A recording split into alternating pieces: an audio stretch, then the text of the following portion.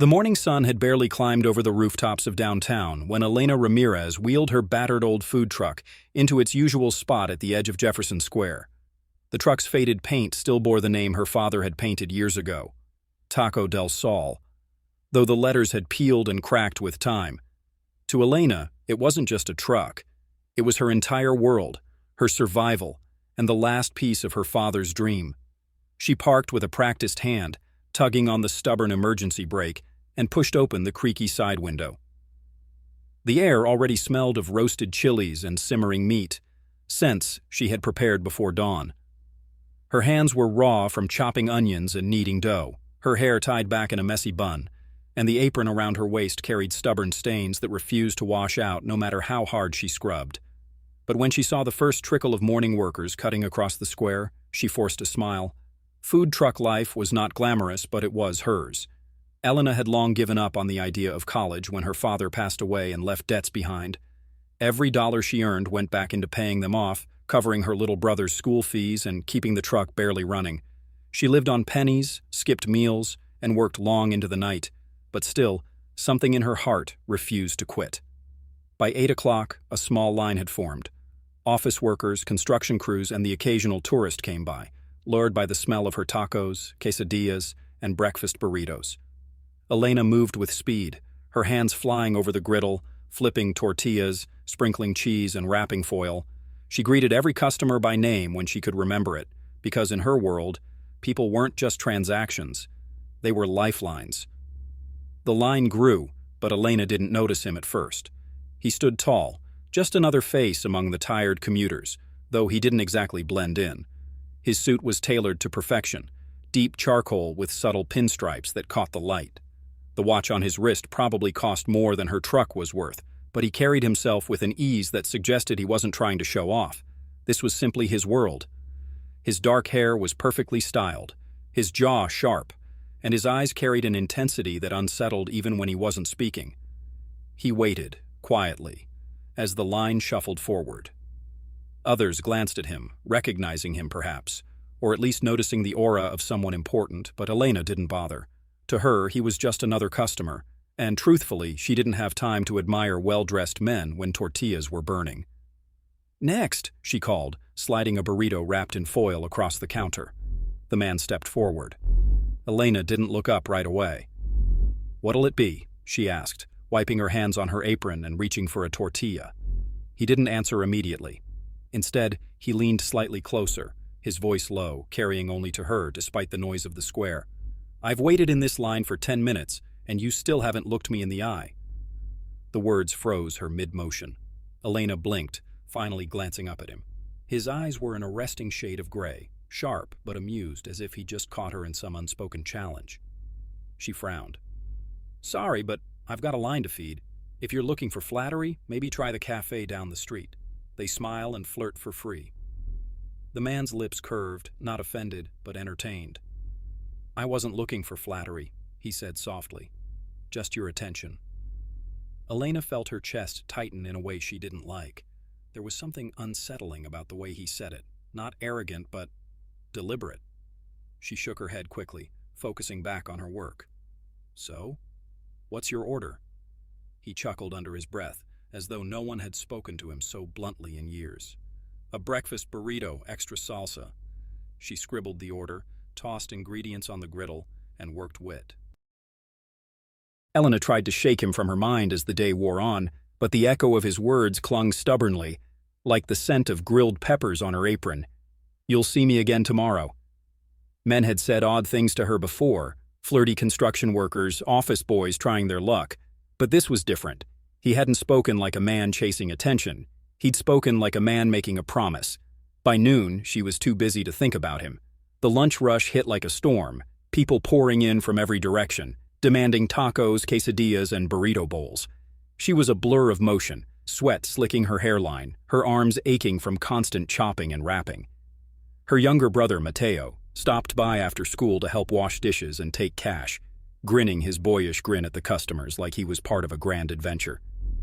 "Someday, sis," he said between stacks of plates, "we'll have a real restaurant, not just this old truck. Imagine tables, lights, music, people lining up around the block just to taste your food." Elena smiled faintly, even as her chest pinched at the thought. She didn't dare dream that big anymore. But she let Matteo dream for her. When the day finally wound down, she drove the truck back to their cramped apartment complex, her body heavy with exhaustion. She collapsed on the couch, inhaling the scent of frying oil and cilantro that clung to her skin. Tomorrow would come too soon. And it did. At 7 sharp, she rolled the truck into Jefferson Square again, the engine coughing like an old smoker. She set up, hands moving on autopilot, but her eyes, against her will, kept scanning the crowd. She told herself she wasn't looking for him, but she knew better. By 8, the line formed, and sure enough, there he was. Same suit, though this one was a shade lighter, a perfect navy. Same air of quiet command. He stood with his hands in his pockets, as though waiting in a food truck line was the most natural thing in the world for a man who clearly belonged in boardrooms, not sidewalks. When he reached the counter, Elena's hands moved faster, flipping a tortilla before he even opened his mouth. "Breakfast burrito, extra salsa," she said, her tone flat, as if she were naming a chore. His smile flickered, quick but genuine. "You remembered." "I remember orders," she said coolly. "And faces?" he asked. She gave him a look. "Do you want food or small talk?" He chuckled, and the sound drew a few curious glances from the people behind him. "Food, for now. Small talk later." She wrapped the burrito tightly, slid it across, and accepted his cash. He didn't leave right away, though. He lingered at the edge of the square, eating slowly, his gaze drifting back to her truck every so often. Elena tried not to notice, but when the rush finally thinned, she saw him still there, finished with his meal, phone in hand, but clearly waiting. By 10, the line had vanished. Elena leaned against the counter, stretching her sore back, when he finally approached again. "You never asked my name," he said. "Most customers don't come with introductions," she replied. He extended a hand, his expression unreadable. Adrian Cole. The name clicked in her brain, faintly familiar. She'd seen it in passing, on a billboard, in the finance section of the newspaper her landlord left lying around. Adrian Cole, CEO of Cole Enterprises. Real estate, technology investments, luxury hotels, the kind of name that belonged to fortunes, not food trucks. She didn't take his hand. "And I'm just the taco girl," she said. "Not just anything," he countered, his tone sharper now. "You run this place by yourself?" "More or less." He studied her, those gray eyes searching. "Impressive." Elena rolled her eyes. "Don't do that." "Do what?" "Talk to me like I'm some charity case you've discovered. I don't need a stranger's validation." He tilted his head, the corner of his mouth lifting. "Maybe I just like your food." "Plenty of people do." "You're not SP." That night, Elena lay awake on the sagging couch, staring at the cracked ceiling of their apartment. Matteo was snoring softly in the other room, worn out from his schoolwork, but Elena's mind refused to rest. Adrian Cole. She knew the name now. She had looked him up on her old glitchy phone, curiosity betraying her better judgment. Every search result confirmed what she already suspected. He wasn't just rich, he was untouchable. Billionaire, CEO, owner of glass towers that cast shadows over neighborhoods like hers. Interviews labeled him as cold, strategic, brilliant. Pictures showed him at galas, charity dinners, and beside models who belonged on magazine covers. And yet, he'd stood in her line. Twice. She closed her eyes and groaned. She didn't want to care. Men like that never looked at women like her. Not seriously. And if they did, it wasn't for reasons that lasted.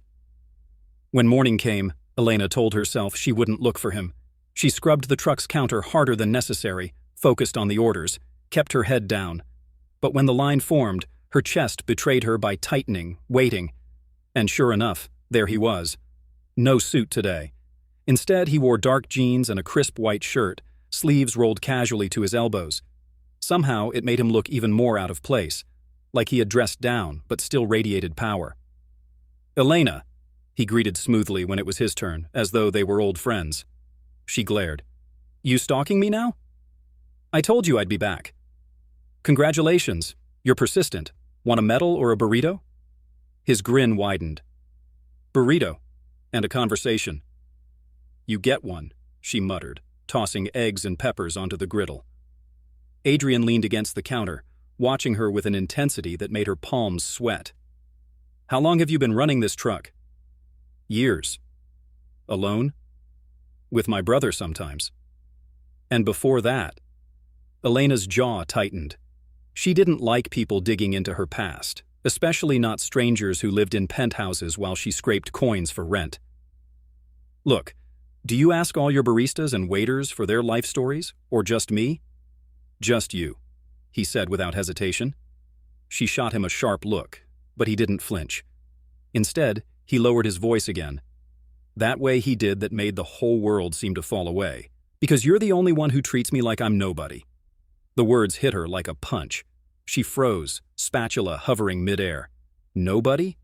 Adrian Cole couldn't be nobody. He was everywhere, his name on buildings, his face in magazines.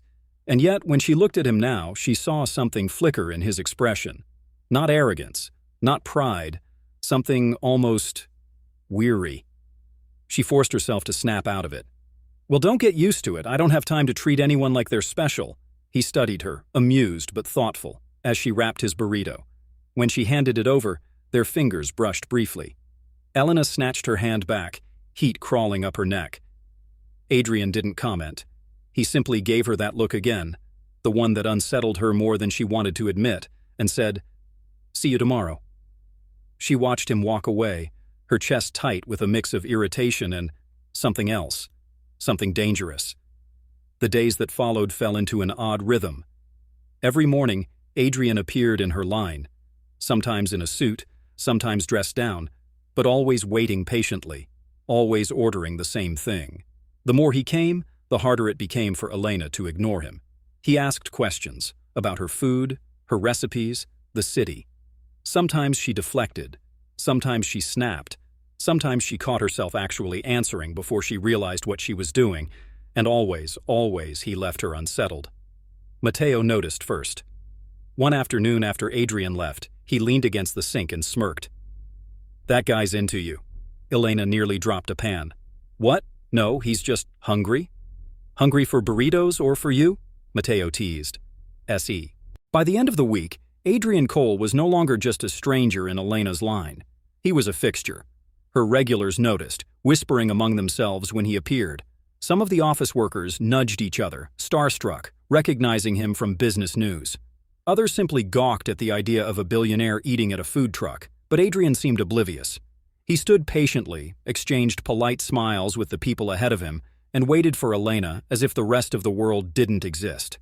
Elena, however, felt the pressure building. She hated the curious looks, the murmurs.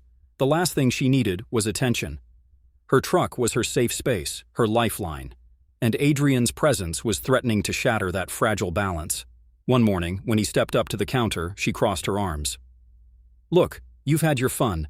Maybe it's time you go back to your fancy boardrooms and stop hanging around my truck like some—" She cut herself off, realizing her words were too sharp.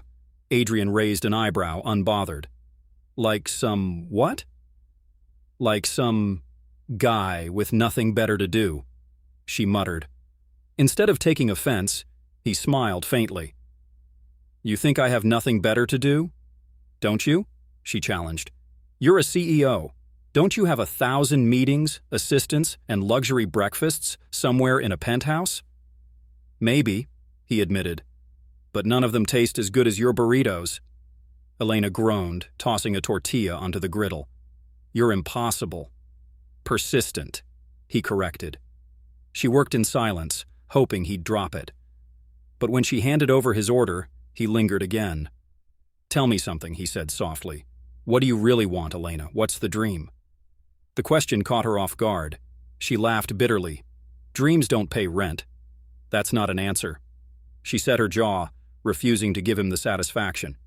"You think because you can throw money around, you understand? Some of us don't have the luxury of dreaming. Some of us are just trying to keep the lights on." For the first time, Adrian's smile faded. His expression softened, serious, almost regretful. "I didn't mean to sound like I was trivializing it. I just wanted to know you." Elena's chest tightened at the sincerity in his tone. She turned away quickly, pretending to clean the counter. "Your burrito's getting cold," she muttered. Adrian accepted it, but instead of leaving, he said quietly, "One day, you'll answer me." And with that, he walked off, leaving her rattled once again.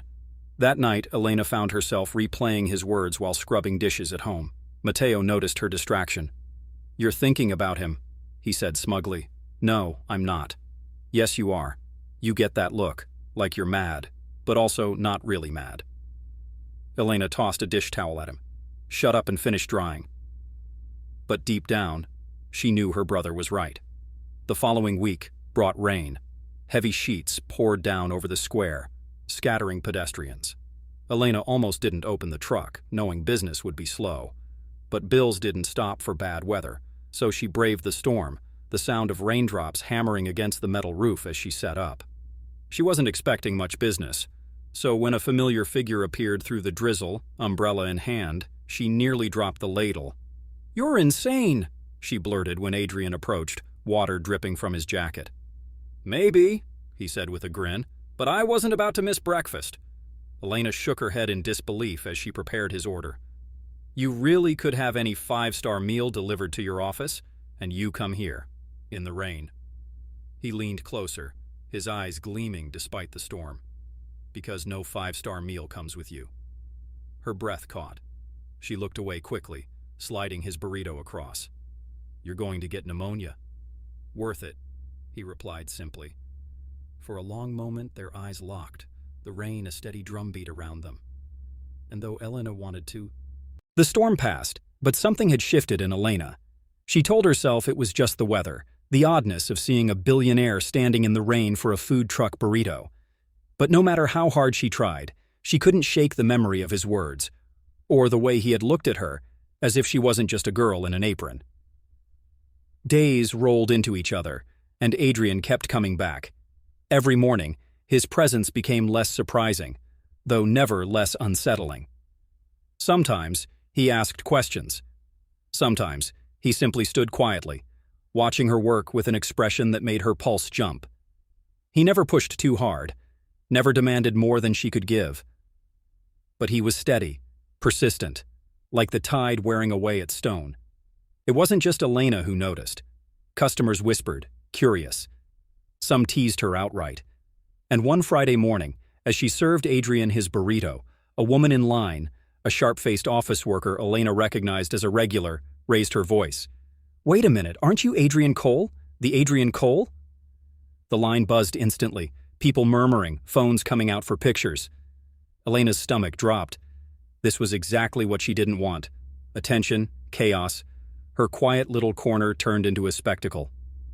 Adrian's expression didn't falter. He gave the woman a polite nod. "Yes." The whispers grew louder. Someone muttered about his company. Someone else gasped about a hotel he owned, and someone pointed their phone directly at Elena's truck. Her chest tightened. She slammed a burrito onto the counter a little harder than necessary. "This isn't a press conference," she snapped. "It's breakfast. Order your food or move along." The line went quiet for a beat. Then, slowly, people shuffled forward again, though the whispers never quite died down. Adrian, however, seemed entirely unfazed. He took his burrito and leaned in slightly. "Are you all right?" he murmured. Elena shot him a glare. "No. Thanks to you, half the city will think I'm running some celebrity kitchen." He tilted his head. "Would that be so bad?" "Yes," she hissed. "I don't need this kind of attention. I don't want it." For once, Adrian didn't argue. His gaze softened. "I'll try to keep a lower profile." But the damage was done. That evening, Elena found herself staring at her cracked phone screen, scrolling through social media posts. Sure enough, there were pictures of Adrian Cole at her truck, hashtags buzzing with curiosity. Some people praised her food. Others speculated if she was his girlfriend. And one particularly cruel comment called her a nobody clinging to a billionaire's attention. Elena's stomach twisted. She tossed the phone aside and buried her face in her hands. This was exactly why she had built walls, to avoid humiliation, to protect herself from worlds that weren't hers. The next morning, when Adrian appeared, she nearly closed the window in his face. You shouldn't be here, she said sharply. Why not? You saw the posts, people are talking, I don't need this. My life is hard enough without the world thinking I'm some charity project of yours. Adrian's jaw tightened. Is that what you think I see you as? A project? I don't know what you see me as, she admitted, her voice cracking despite herself. But whatever it is, I can't afford it. For a long moment, he said nothing.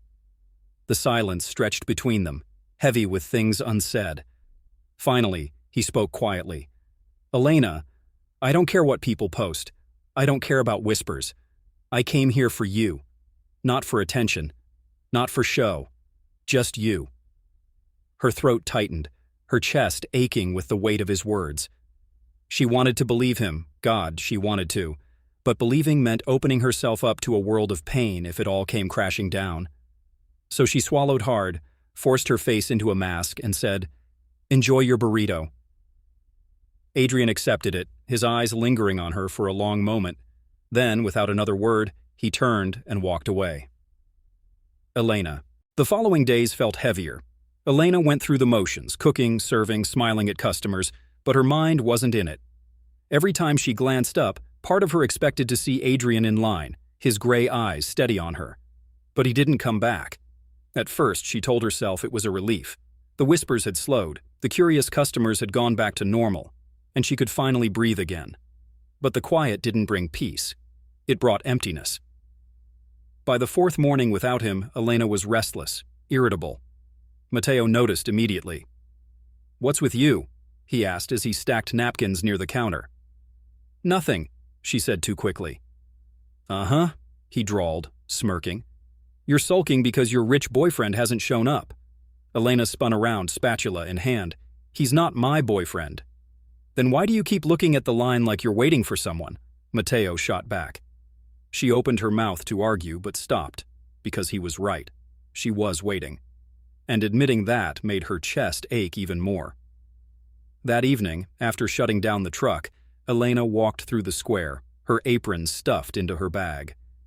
The city lights glowed against the darkening sky, but her thoughts were elsewhere. Against her better judgment, she wandered past Cole Tower, the gleaming glass skyscraper downtown that bore Adrian's name in bold letters at the top. It loomed over the city like a reminder of the gulf between their worlds. She stood there for a long moment, staring up, her heart twisting. What was she doing? Hoping he'd appear, as if fate would bring him down from his glass castle to her cracked sidewalks? It was foolish. She turned away quickly, ashamed of herself. The next morning, she was determined to focus. She had bills to pay, a truck to keep running, and a brother who depended on her.